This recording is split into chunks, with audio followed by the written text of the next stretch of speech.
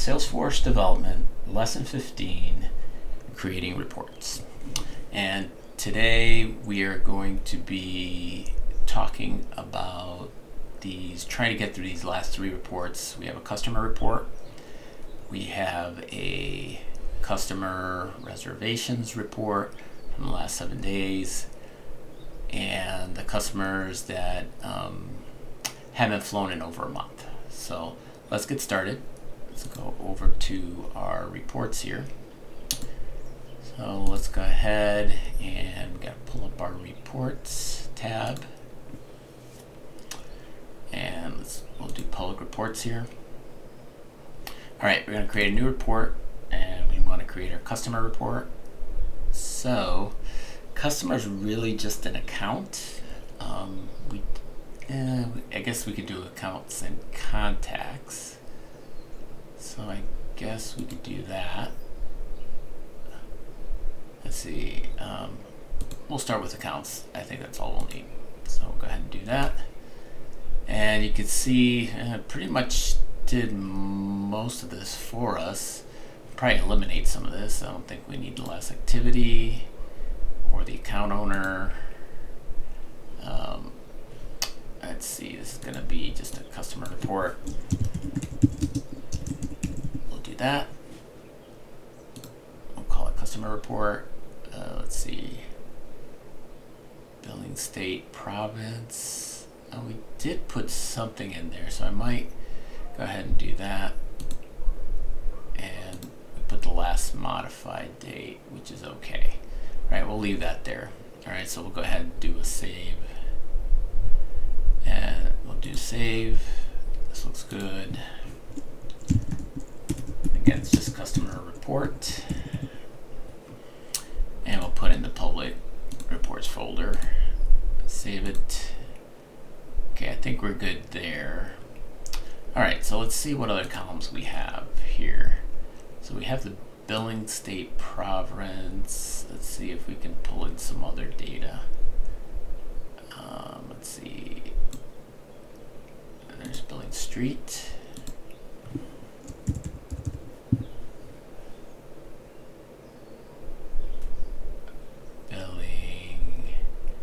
Address line 1.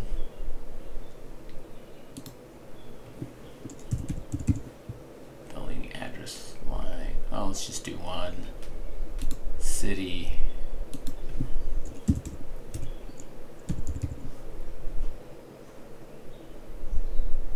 And zip. And we'll even do country.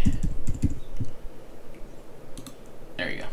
All right, so we have the state. We probably want to bring this under here. Let's see how this looks. So we'll do a save and run. All right.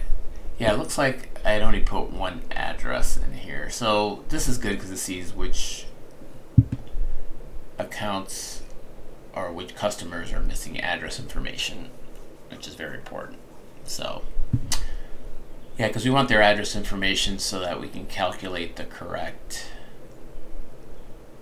sales tax based on the address. So that's another thing to look at. But for now, I think we're good. We'll just leave that there for and that'll be our customer report. All right, so that was pretty straightforward. Next thing we want to do is, next one's going to be a little bit more difficult in that we want to have the customer reservations report from the last 7 days. So I'm thinking of all the reservations that were created in the last 7 days. So this one's going to be a little trickier, but I think we can do this. Let's go ahead and give this a shot here. All right, next thing we want to do is we want to go back to our report builder. So this is saved, so we're in good shape here. And then we got public reports. We'll do a new report. If you remember, we're looking for customer reservations from the last 7 days. All right. So if it's going to be reservations, we have to go to other report, look up reservations with customer. I think this one looks promising. So let's do that. All right, well, this is good because it grabbed the reservation and the customer. So now what we want to do is we want to say, okay, when was this reservation created? So let's look for the created date. The created date, reservation created date. So we'll add that there because what we want to do is we want to see at least when they were created. So this is going to be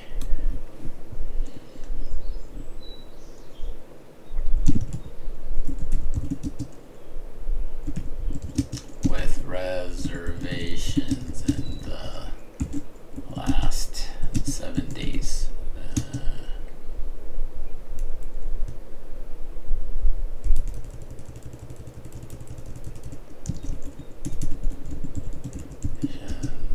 Last 7 days. How's that?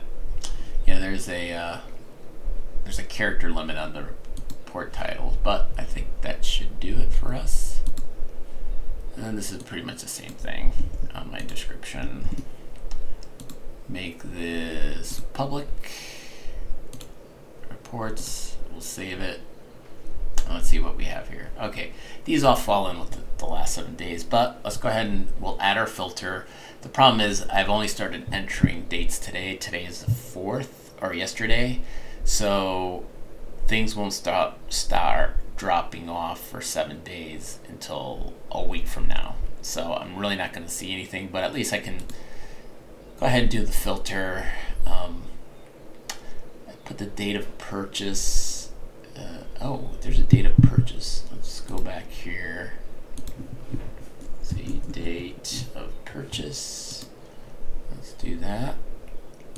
That might be a better indicator. So let's go ahead and do a save and run. All right, that's good. The date of purchase is there. We don't need this, so let me go back and edit. We'll remove the created date. So I'd rather have a date of purchase than. Let's go ahead and rerun this. That looks good. All right, so next thing we want to do is then down our filter, the date of purchase is going to be the last. So let's look at these days. Last 7 days instead of the next 7 days, right? So we want the last 7 days. Apply. Save and run. All right, we're still there. Like I said, in about a week, we can run this again, and we should see these reservations starting to drop off. And that'll at least give us a good test there. So, but without the data, well, I guess I could. What I could do is I can backdate the date of purchase, right? So let me do that with one of these just to test it. So we'll take reservation 1. Let's go over here. Let's go to reservation 1. And then the date of purchase, I'm going to backdate this. Let's go last week. Let's say the 23rd of June. And we'll save that. Now we'll go back to analytics here. And now we should, oh, that's the customer report. Hold on, that was the wrong one. Last 7 days, let's run this one. This is the one we want. And date of purchase. Oh no, it's still, wait a minute, this isn't right. Oh, did I not save this? Let's see, let's edit this. I want to make sure. Did I save my filter? Oh yeah, I never saved the filter. Data, yeah, make sure you save your filter before you leave the screen, or you're gonna lose your changes. So we want last 7 days, apply, and then we want to save and run. There we go. So now reservation 1 disappeared there because I backdated the date of purchase, and only these two fall within the last 7 days. Okay, so we know that works. And now we have customers that haven't flown in over a month. This is going to be a little trickier well, actually, it won't be too bad. I guess what I could do is I can backdate that reservation and go off that purchase date. Like, flown. We'd have to look at the flight information from the reservation. Yeah, this one might be a little bit too complicated, so I'm going to leave this for the next. Yeah, I'm going to leave this for the next video, because this is maybe a little bit more complicated than I want to give time for this. Again, like I said, I want to keep these videos short for you.